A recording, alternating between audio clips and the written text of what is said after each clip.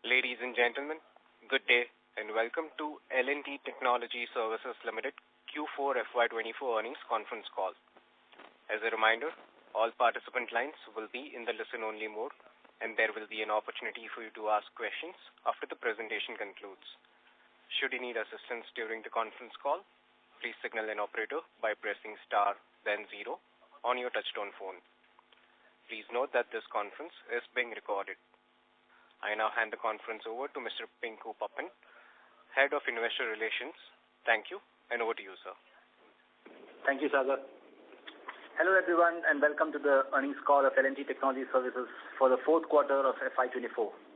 I am Pinku, Head of Investor Relations. Our financial results, investor release, and press release have been filed on the stock exchanges and are also available on our website, www.ltts.com. I hope you have had a chance to go through them. This call is for 60 minutes. We will try to wrap the management remarks in 20 minutes and then open up for Q&A. The audio recording of this call would be available on our website approximately 1 hour after this call ends. With that, let me introduce the leadership team present on this call. Amit Chadha, CEO and MD. Abhishek, COO and Executive Director. Arvind Saxena, President, Sales and Executive Director. Rajiv Gupta, CFO. We will begin with Amit providing an overview of the company performance and outlook, followed by Rajiv, who will walk you through the financial statements and again outlook. Let me now hand over this call to Amit. Sure. Am I audible? Yes, sir, you're audible. Perfect. Thank you, Pinku, and thank you all for joining us on the call today. With that, let me provide the key highlights of our quarter 4 performance. In USD terms, we had a strong performance of 5.1% in constant currency led by telecom and high-tech, plant engineering and transportation. Our EBIT margin came in near 17% levels. Large deal wins have been strong with $1 $100 million, $1 $30 million, $2 $20 million, $2 $10 million deals in the quarter. Additionally, we also had a significant empanelment in the O&G sector. Overall, when we look at the full year FY24, we are happy with our performance and the milestones we achieved. We grew at 17.9% in constant currency during the year. This reflects the growth of our FY23 revenue prior to the restatement due to SWC and in constant currency based on 4Q FY23 exchange rates. We have now crossed $1.2 billion in revenue run rate on a run rate basis in 12 months after we moved past the $1 billion mark. For the year, transportation grew in double digits, while despite a challenging year, the other verticals came in at single-digit growth. When we look at the geo split, all regions grew positively, while Europe had a strong performance of 15%. Customer has been seen an improvement year-on-year with an addition of 4 customers that have joined the 30 million plus bracket.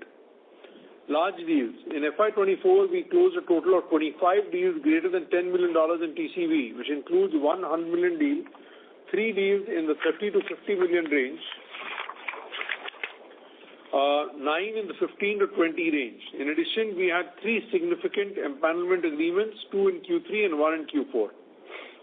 From a technology quotient standpoint, cumulatively, we have filed nearly 1,300 patents as of FY23, of which FY24, of which 463 are own and 833 are on behalf of our customers.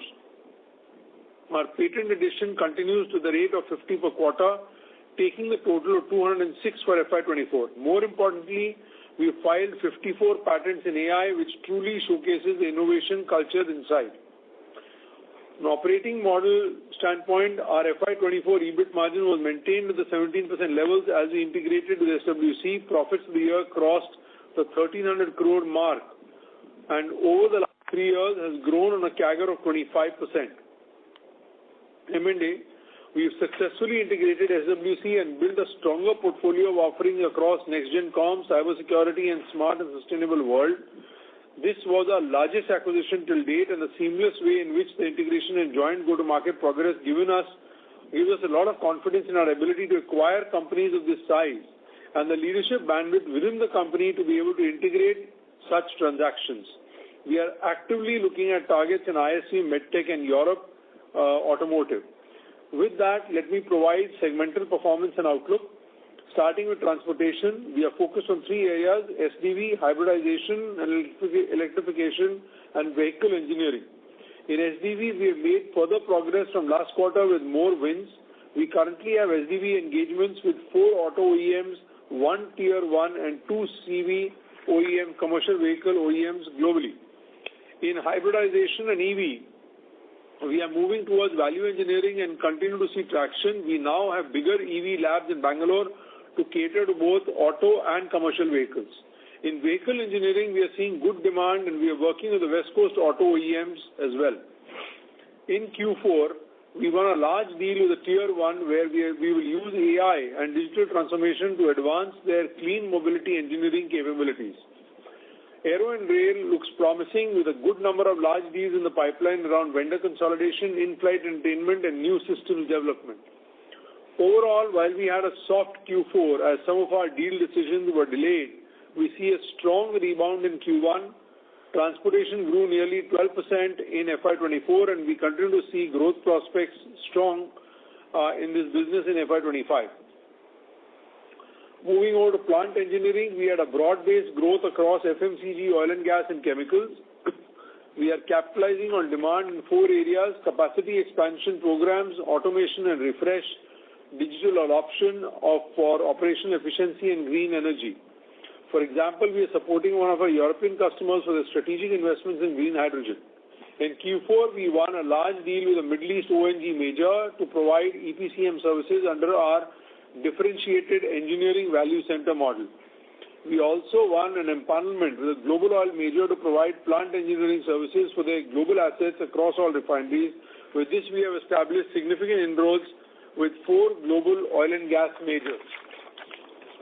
Now, new capex and plant modernizations will continue to drive demand, and we are optimistic of strong growth in plant engineering in Q1 and for FY25. At industrial products, machinery and power subsegments continue to do well. However, given the softness in commercial real estate, building automation remains challenged. We are seeing strong traction in digital products and services as well as in AI and digital manufacturing. New areas like energy management systems and green power for data centers are opening up interesting opportunities for us. Customers are spending on product repurposing and cost reductions, resulting in value engineering as well as supply chain related deals. Though we grew by 5% in FY24, we had a degrowth in Q4 due to delayed decisions and tepid demand. We expect growth to pick up second half of FY25. In telecom and high-tech, we had a very strong quarter driven by seasonality in SWC business as well as growth in the high-tech portfolio. Semiconductor has grown well for us. As we had mentioned the previous quarter, with the spending freeze being lifted slowly, we are seeing good opportunity in new chip development, especially in AI. In telecom, we had a strong growth from lab as a service in AI-based network automation, but we expect some volatility here as service providers are still looking to conserve cash and spending very cautiously. The SWC business, which has a stronger Q4 due to seasonality, did very well. We see a strong year ahead with the pipeline and the wins we have had, like the 100 million deal Maharashtra Cyber, where we will architect and operate a sophisticated cyber intelligence center by leveraging AI and digital forensic solutions. This is a great example of how LTTS and Smart World, with a more end-to-end portfolio, have been able to win against more established competition, leveraging global alliances and know-how. Across our high-tech portfolio, we are seeing multiple large deals in play as customers are looking at managed services and vendor consolidation, which could help accelerate our growth in the coming quarters. Overall, we remain optimistic about FY25 given the rebound in semiconductor and ISV, although we may see some weakness in Q1. Lastly, in medical, we had some good demand from digital platform development, complaints handling and remediation, and digital manufacturing. The deal pipeline is slowly building up, and productivity improvements and process optimization using AI will be a big factor to win deals. For example, our AI solution for complaints handling has seen a strong reception with customers due to productivity gains generated. Cybersecurity is also going to be a big driver going ahead due to FDA regulations.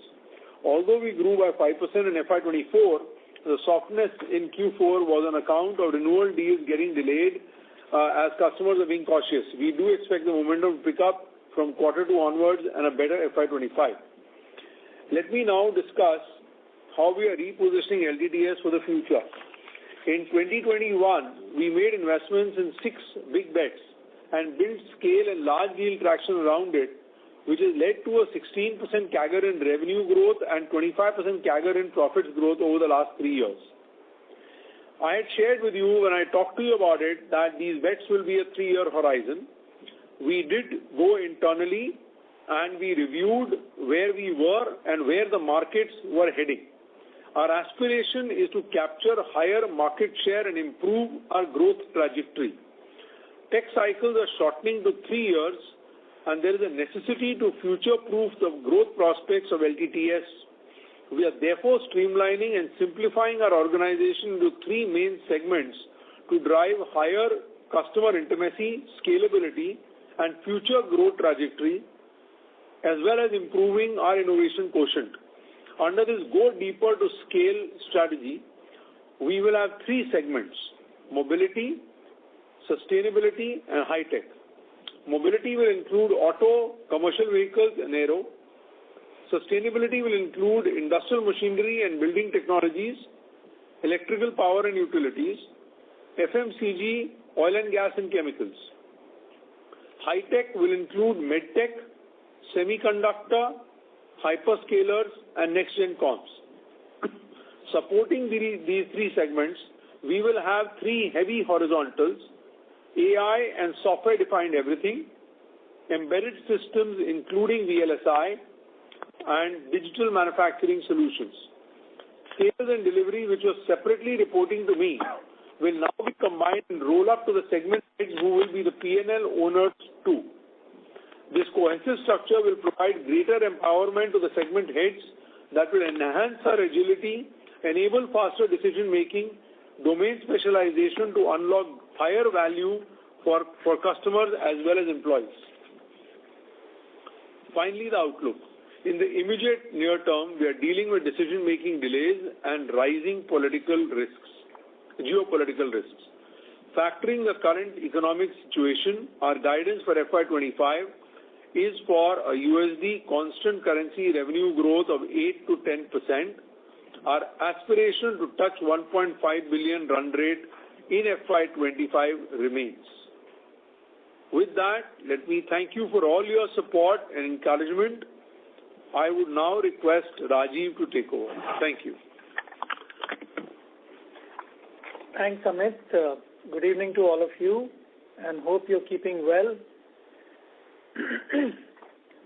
As we wrap up FY24, our performance for the year across all metrics, revenue, margins, free cash flows, and return on equity have held up well, and this is despite a challenging year.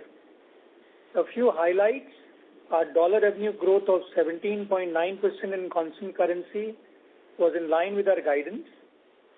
We maintained our EBIT margin at 17.1% for the year. Profit for the year crossed the 1,300 crore mark.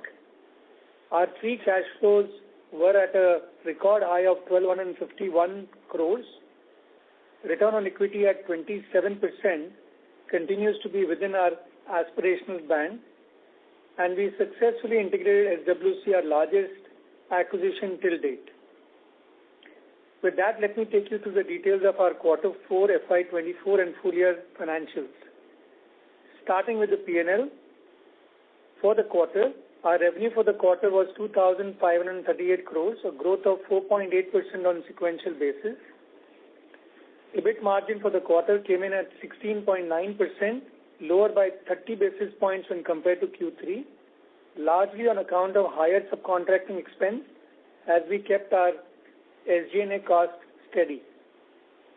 P&L for the year, our revenues were at 9,647 crores, a growth of 9% over FY23. Performance was led by transportation, while all verticals grew positively.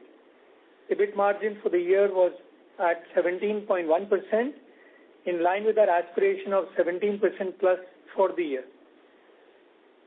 Moving to below EBIT, other income for the quarter was at 43 crores, slightly lower on sequential basis due to one-time gains in the previous quarter. Our effective tax rate for quarter 4 was at 27.5% and for FY24 at 27.6%.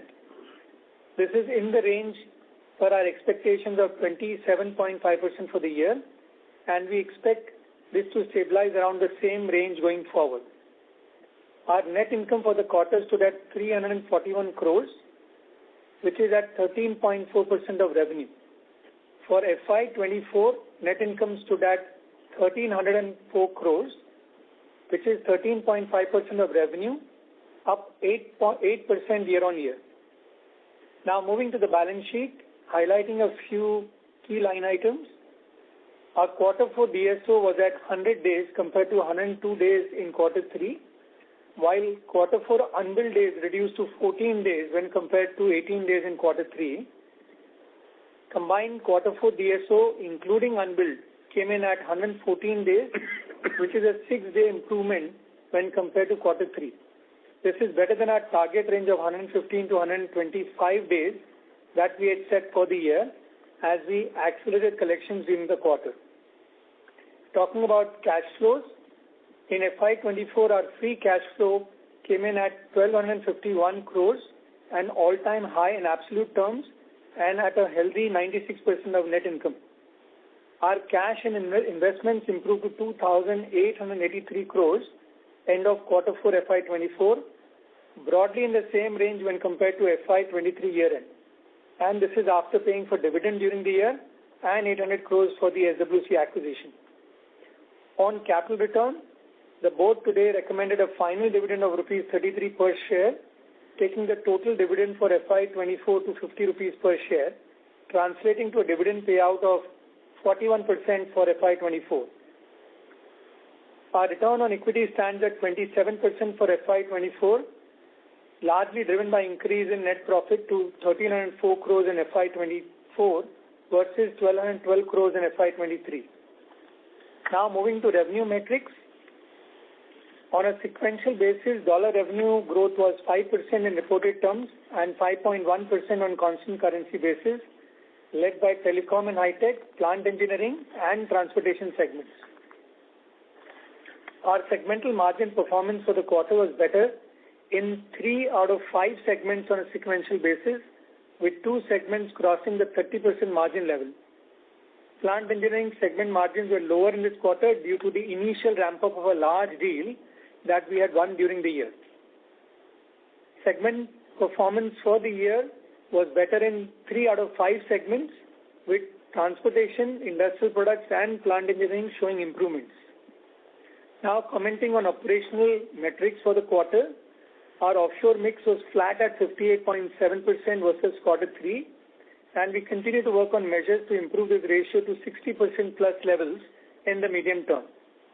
The fixed price revenue mix came in at 39.5% in quarter 4. We expect the ratio to be between 35 and 40%. Client profile, which indicates number of $1 million plus accounts, has shown a sequential improvement in the 30 million, 10 million, 5 million, and 1 million plus categories. The client profile numbers have seen an improvement over the past few quarters, and this trend will continue in the coming quarters. We now have 5 customers giving us more than $30 million annually. Our client contribution to revenue continues to be in the same range as compared to quarter 3. We expect revenue from top customers to improve going forward as our targeted client mining programs comes to fruition. Headcount increased sequentially by 514 employees, while attrition came down to 100 bps to 14.8%. This is in line with the industry-wide trend as well as our employee engagement initiatives. Our realized rupee for quarter 4 was at 83.2 to the dollar, a slight depreciation of 0.2% versus quarter 3. Before I conclude, let me provide some visibility on the margin trajectory going forward. To begin with, like Amit said, we're excited to unveil our new strategy of going deeper to scale, to streamline and consolidate our organization to 3 segments: mobility, sustainability, and high-tech. The objective is to create a cohesive structure that will help improve client intimacy, domain specialization, and innovation. The reorganization will entail investments in people and new technologies, which will be front-ended beginning start of FY25.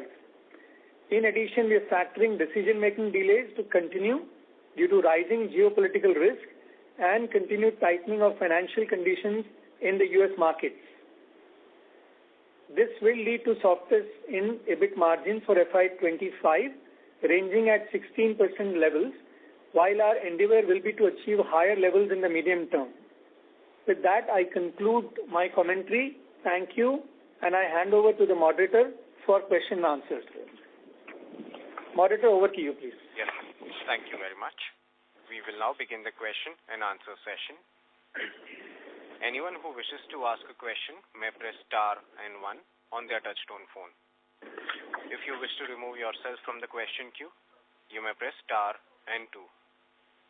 Participants are requested to use handsets while asking a question. Ladies and gentlemen, we will wait for a moment while the question queue assembles. Requesting all the participants to limit their questions to 2 per participant. If you have any follow-up questions, you may rejoin the queue.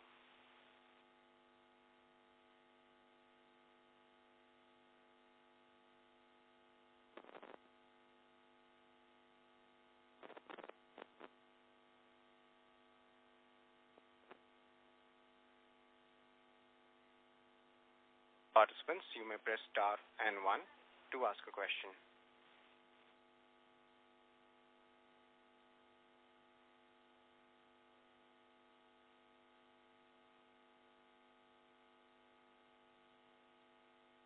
Our first question is from the line of Vibhor Singhal from Nuvama Equities. Please go ahead. Yeah, hi. Thanks for taking my question and congrats on a very solid performance.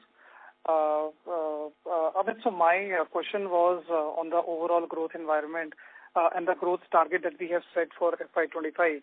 Now, last quarter you mentioned that the winter is over and the spring is around the corner. So do you believe this guidance is a reflection of that, or do you believe the macro has changed a bit since then, which led us to maybe a slightly lower guidance than what we were expecting, or maybe on the other hand, maybe a slightly better one than what we were expecting? Sure. So I think spring looks like 5.1% sequential growth if you ask me, right? But we knew this was driven by the SWC seasonality. No, it's not just SWC seasonality. We also grew semiconductors in this quarter. We also grew hyperscalers in this quarter. And that's how we've been able to get to this. So let me give you a little bit of color. So Vibhor, as we look at it today, and of course internal targets that we've got are higher, but we've baked in the kind of political uncertainty, etc., going on right now in the world. See, we are seeing very clearly, and I'm going to talk in terms of my new segments here, if you don't mind. Sure. If I look at mobility, we will see spends coming out in the software-defined vehicle space continue to happen. We have now got, I think, about 8 empanelments that we have got with some TCV signed, other empanelments in this area, 8 OEMs, and that gives us a lot of confidence in the spends there. In the sustainability segment, we are seeing new spends emerge and come in the oil and gas as well as chemicals and the CPG area. And therefore, the verticals that we've got will grow in that area definitely into next year.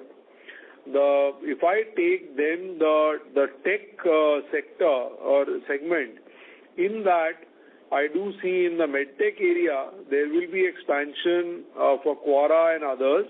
And in the areas of CMT, which is the other part of tech, communications, media and telecom and technology, I do believe that semiconductor as well as hyperscalers will provide us that growth. And there are some opportunities with operators and infra companies to try and help them with lab as a service, etc. So those are the positives that we are seeing. the kind of caution that we have still got is in sustainability. The industrial area is sort of soft right now. So we are looking to see how we can leverage digital manufacturing solutions and AI and SDX solutions in that area. Second, we are still not clear on 5G spends and how operators will behave in the medium near term, right? And that again is something that we are looking to see how we can leverage AI to try and do some more stuff in. So we took all that into account when we have given you this guidance. So this is not a target, this is a guidance. And like I said, our aspiration remains, and we'll continue to update you as we move along. Got it.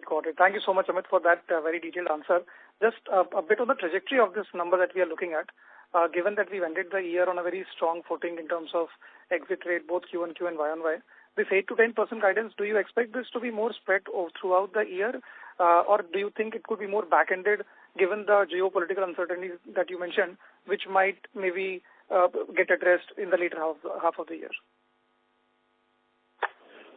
So, see, the way we have done the trajectory right now, we do see a muted quarter one, if I may, but we are still working through the numbers. We are still into, we are only on 25th April today, and there are deals in play right now. And as we move forward, we will see where we get to, but we are very comfortable in this 8 to 10% range at this stage. And, with these new segments coming along, we actually hosted a 2-day workshop on Monday and Tuesday in our development center in Lonavala. We flew in our leaders. We had 40 people together, and there's a lot of positivity in the organization at this stage. We've elevated roles of leaders, etc. So I do believe that this will give us the push forward and push up as we move forward. Got it. That's very helpful. Thank you so much, Amit. Thanks for taking my question, and wish you all the best. Thank you. The next question is from the line of Bhavik Mehta from JP Morgan. Please go ahead. Yes. My question is on margins.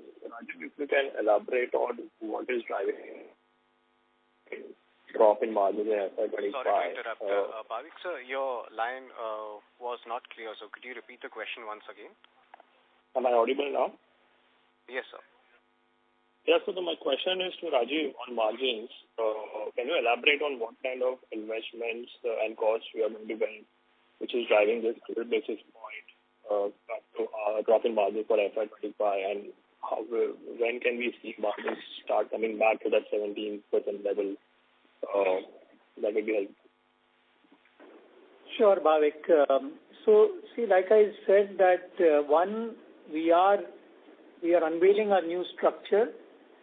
Amit talked about the fact that we are elevating leadership within the organization to drive growth within this new organization that we are talking about. That will entail investments in people, full technologies. We are also pivoting in 3 segments, which is mobility, sustainability, and high-tech. So that's going to be one area that we will invest. The second is, like Amit talked about, the geopolitical factors, the macro environment, and we've seen, very recent phenomena that somewhere has led to what we have aspired to be a higher growth in terms of this year, to sort of lower the aspiration on the growth. At the back of growth, we see, of course, the margins to be relatively lower than where we've aspired, which has been originally the 17%. While we continue to look at improving margins, we believe the factors which is leading to investments, the new reorganization, and of course the geopolitical and macro factors, the margins may likely come to about 16% levels, while we'll continue to endeavor to be higher as the year goes by. And how should we see this investment between gross margin versus sales and marketing costs?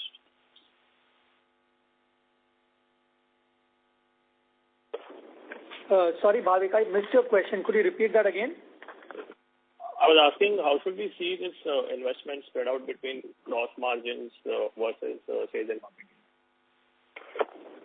So we will continue to invest in sales. Like we have said earlier, our sales has been at industry level.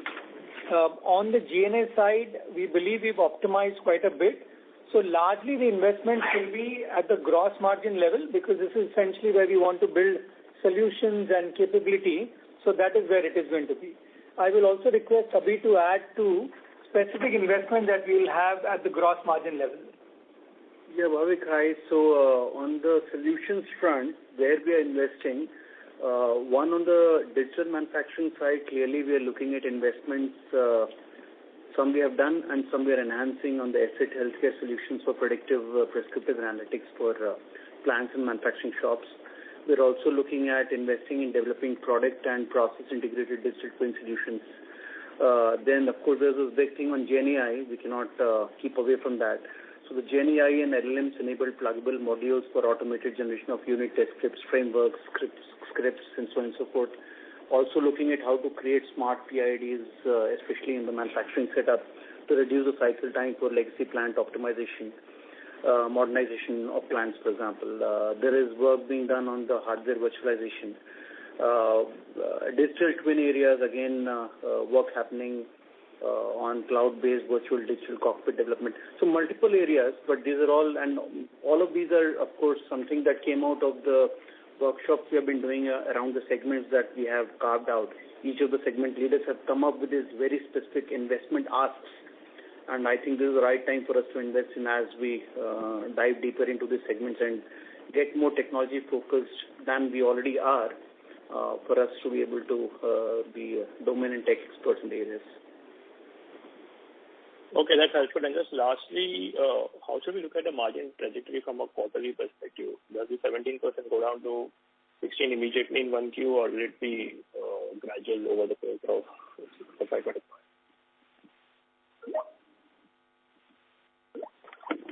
So the way we see it, Bhavik, I think Amit talked about quarter one to be muted and largely coming out from the seasonality of the SWC business. So we see that, look, when it is about quarter one, quarter two, we are going to likely see the margins to be relatively lower than what we have seen all of FY24. But as we progress between quarter three and quarter four, the margin trajectory will come back, right? So when I look at 16% levels, take that to be an average across the year, with Q1, Q2 to be lower and Q3, Q4 to be higher. Okay, thank you. Thank you. Our next question is from the line of Ravi Menon from Macquarie. Please go ahead. Hi, thank you for the opportunity. With the cybersecurity win with the state of Maharashtra, these kind of deals are what SWC was doing, I think, pre-integration with you guys as well, right? So, we've never looked upon the India-centric deals as something that can generate even company average profitability. Is that different here? Yes, this is different this time for the simple reason that this is not a win only on cyber security to buy some components and put them forward. In fact, this whole deal is about trying to buy and integrate and actually, first of all, to architect, right, a solution around AI-enabled solution, which then works with various kind of product areas and protect critical infrastructure from cyber attacks. And this is a master software deal rather than being only an SI deal. Second, there are homegrown solutions that we are going to be implementing with this that we take forward. We have leveraged global know-how of relationship with Palo Alto, IBM, Cisco, and others. And we are putting this together, including threat intelligence, etc.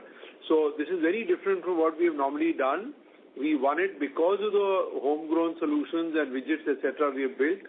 And we believe this will help us scale up the cybersecurity business globally, internationally, much further, faster.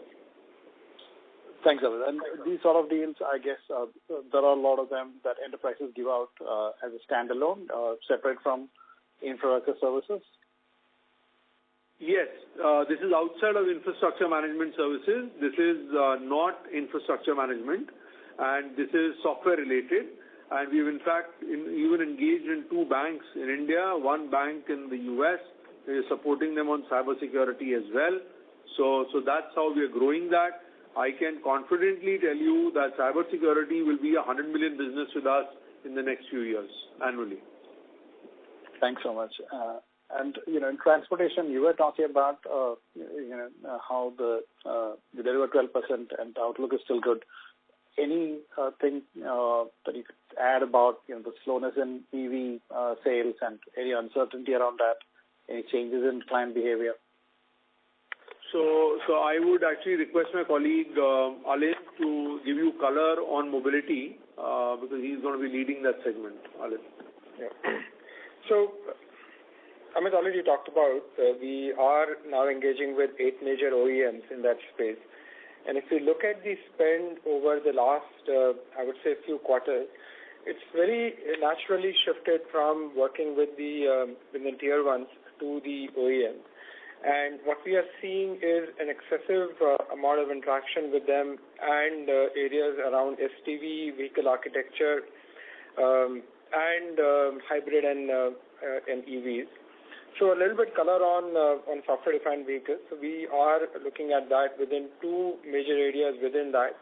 One is called the experience zone. The other is the ADAS piece of it, both of which are coming up fairly well. And if I would talk about the tier ones, we are seeing that in the tier ones, hybrid, and this is another area that we are investing today, along the fuel cells, in addition to electrification, where we have already done, that is picking up traction as well.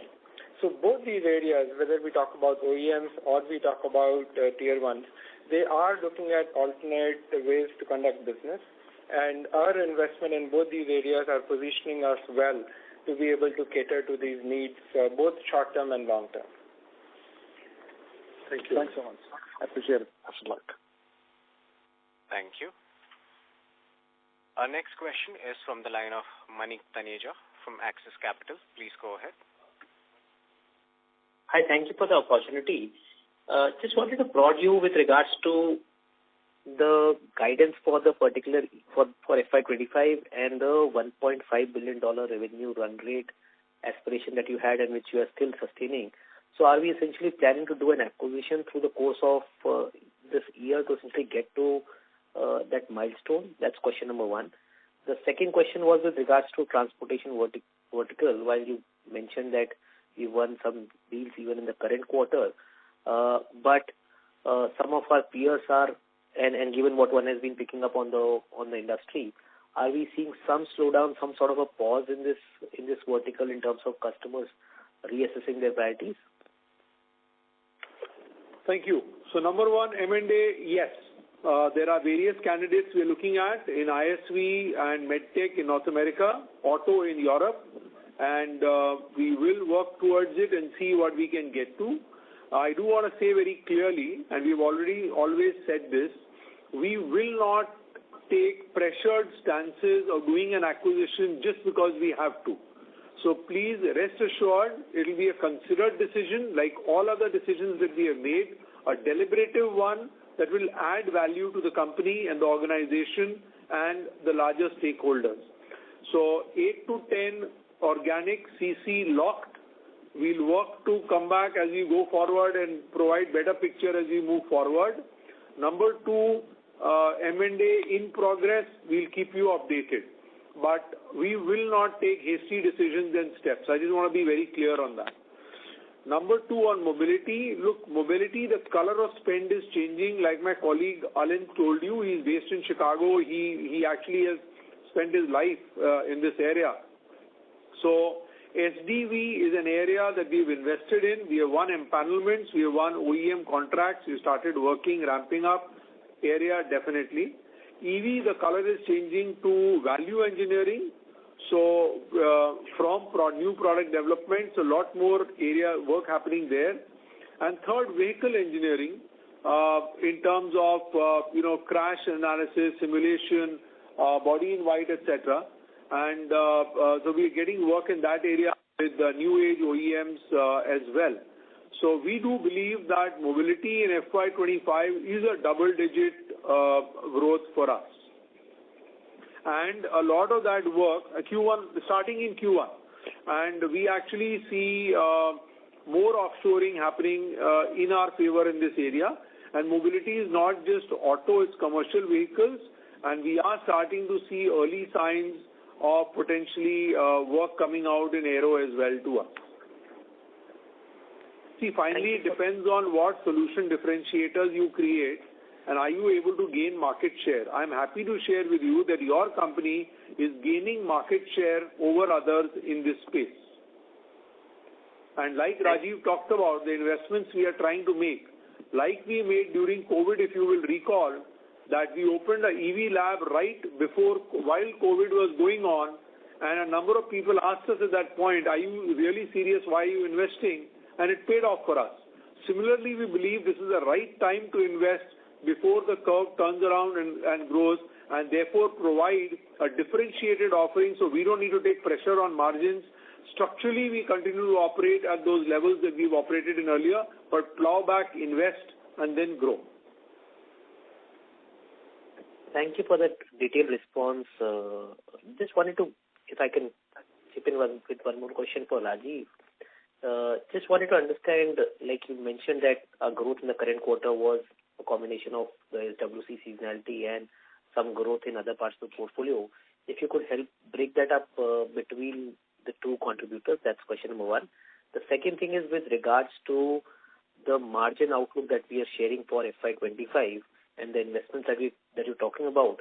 If you could help us understand which areas are these going into, given the fact that talent market essentially is in a far better shape, as well as you are talking about further offshoring in certain portfolio segments. So it would be great to get a detailed perspective on that. Sure. So if you look at, you talked about the breakup in terms of the growth between SWC and the other revenues.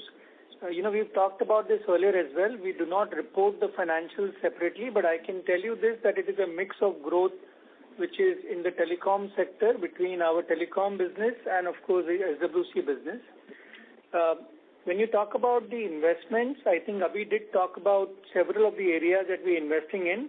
Maybe I'll also again request Abhi to share the investments once again, because we did talk about the specific areas where we're making these investments. Abhi, you want to add up to that? Yeah, I think the key point here is that, like I said earlier, based on the new reorg we are doing, we asked each of the segment heads how would they like to run their business. And immediately the segment heads, of course, brainstormed with the teams and came back with very specific areas where they wanted to make investments in. Manufacturing solutions definitely is one key area. Manufacturing, which of course touches process industry and industrial products areas. On the digital twin side and other areas I spoke of, including predictive analytics and so on and so forth. GenAI was another hot topic that came up from multiple segments, saying we would like to invest because conversations are going with the customer, multiple segments again, more on the, I would say, on the V&V side and on smart PID creation on the process industry side for plant modernization. There was a lot of demand on creating solutions around virtualization, cloud-native frameworks. So I think what we are seeing is a lot of this is stemming from the segment heads taking a fresh look at how they would like to bootstrap their respective organizations and go from here. And I think it's only fair for us to give them the platform which helps them grow faster as we move forward. Maybe I'll just add to what Abhi also saying, and I think Amit alluded to it. What you need to be comfortable with is, as an organization, I think we reiterate our aspiration of becoming a $1.5 billion organization exiting FY25. Of course, there are areas that we're going to invest in, like Abhi said, and this we feel is the right time for us to make the investments as we embark on with this new reorganization to see benefits over the course of next 3 years. Thank you and all the best for the future. Thank you. The next question is from the line of Rajiv Berlia from Citi. Please go ahead. Hi, sir. Thank you for the opportunity. Two questions from my side. Just want to understand in 4Q that revenue increased by 115 crores on a sequential basis, while your other expense also increased by 135 crores on a sequential basis. And the second thing is just want to understand on the cybersecurity deal. Has the deal started ramping up in 4Q, or if not, then what is the timeline for the ramp up for cybersecurity deal? So I'll take the first part, and I'll request Abhi to add to the second part of your question, which is the ramp up on the cybersecurity deal. So on the first part of your question, in terms of the increase in revenue and tied to the increase in other expenses, so of course, like we said, the increase in revenue is a mix of increase in our SWC business and as well as in our organic business on the telecom segment side. When you look at the other expenses, a large part of that increase is coming from subcontracting and software-related costs, right? And that's how we've seen the increase to come in. I will request Abhi to add in terms of the ramp up on the cybersecurity. Yes, on the cyber deal, yes, the ramp up has definitely started. We are in the detailed requirement stage right now. And like Amit very clearly said that this deal is not unlike the usual infrastructure deal that someone has. It is more of a system integration deal, if I may, where there's, I would say, more than 50% software integration involved, unlike the usual infrastructure deals that we get. And that makes it very exciting because it gives us tremendous opportunity to use the assets we have, software assets, but also create new assets which can be relevant for other similar deals. In fact, we have put a separate cell, and there's another investment, right? A separate parallel track working with this program, whose only job is to identify the common assets and IP that can be created for similar deals, which we believe is going to be the way forward in this space, not just in India, but outside India as well.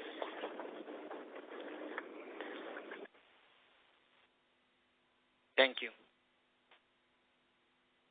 Thank you. The next question is from the line of Karan Uppal from Phillip Capital India. Please go ahead. Yeah, thanks for the opportunity. Two questions from my side. Firstly, on margins. So, Rajiv, we had our medium-term aspiration of reaching 18% margins by H1 of FY26.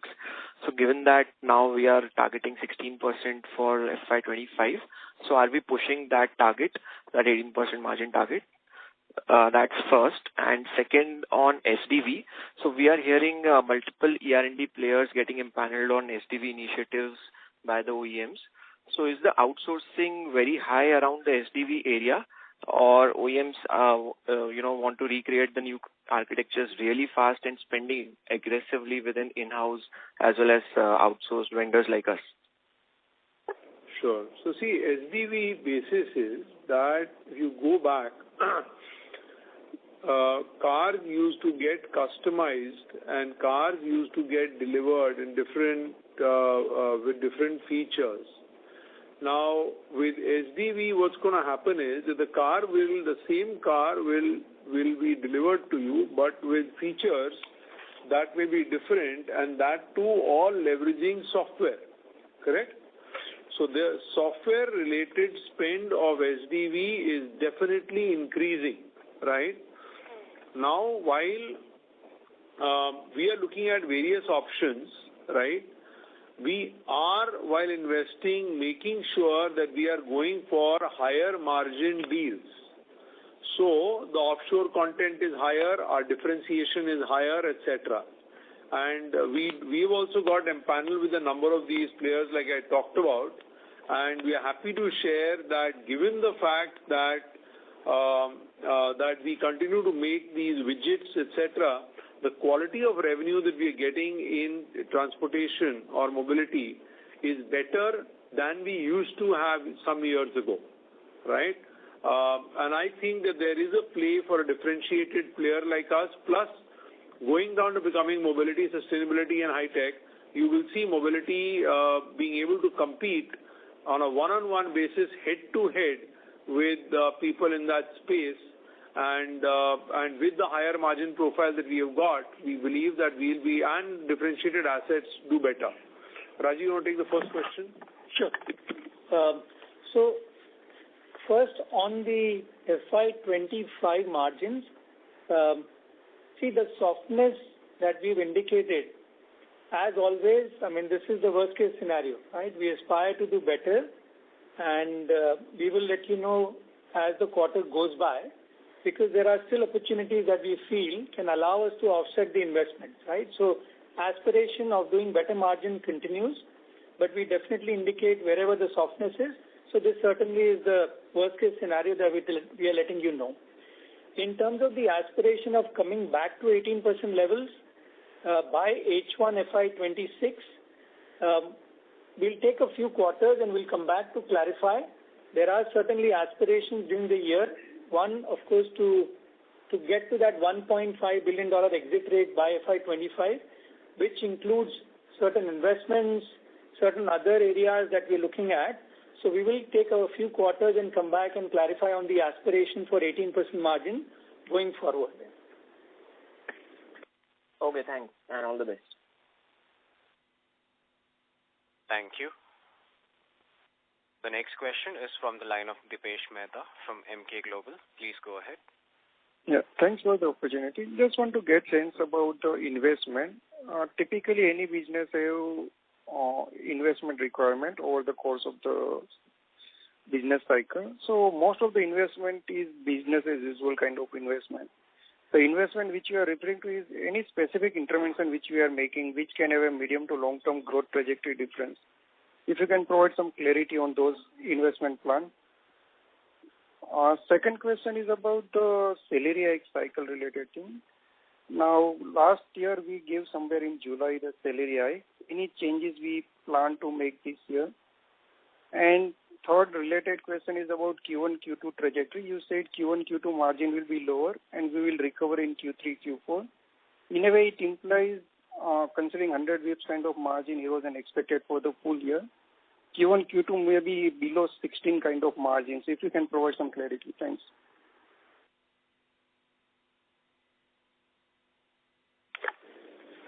Yeah, so let me just take the first question with regard to other investments, short-term, medium-term, long-term.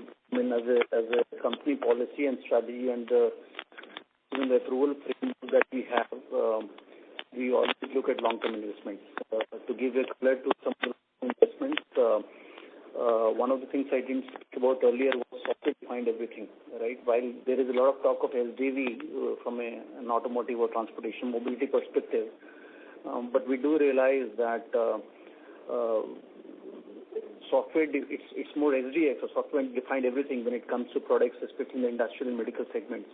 So we are investing in integrated digital platforms which will enable connected intelligent products in some of the segments to create software-defined everything requirements that the industry has.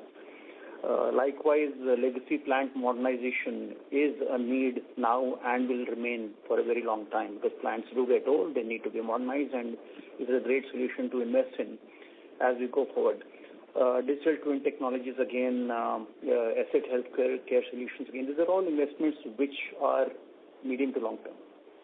Rajiv, you can probably take it. I'll talk about the second one. Salary, at this stage, appraisals have started and we've just ended the year. So this started. In fact, we celebrated the beautiful quarter that we closed and the year that we had in spite of difficult time. We celebrated that with our employees. You would have seen on LinkedIn various images of Estrias that was done on 4th of April for all our employees. So we continue to be motivated to make sure that employees march with us as we move forward. So currently the view is to do the increments in the July cycle as planned, as we always do. And if there's any changes, we'll let you know. But that's where it is. Yeah. So let me respond to the margin question. Look, we have guided for an aspiration of 16% for the year, and like we've done in the past, we tend to provide a view on margins for the year. I wouldn't want you to read that, look, there is a quarter-on-quarter view. I think we continue to work, and there are opportunities, right? When you look at growth, the quality of revenues, Amit talked about it in terms of mobility and other segments that we've now organized into. There are also productivity improvements, right, in terms of operational efficiencies. We've talked about SWC. The opportunity on internationalizing that business continues to be. So there are these opportunities, and I wouldn't want you to read that, look, there is a quarter-on-quarter view on the margins. I say that the aspiration is 16%, but we will endeavor to do better as the year goes by.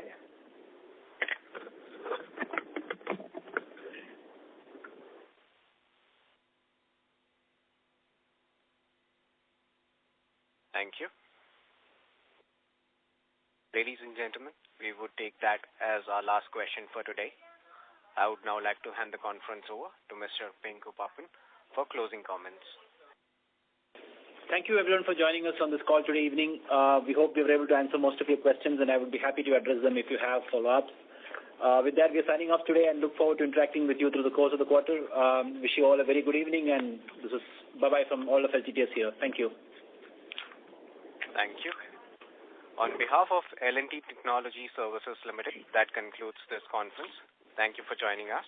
You may now disconnect your lines.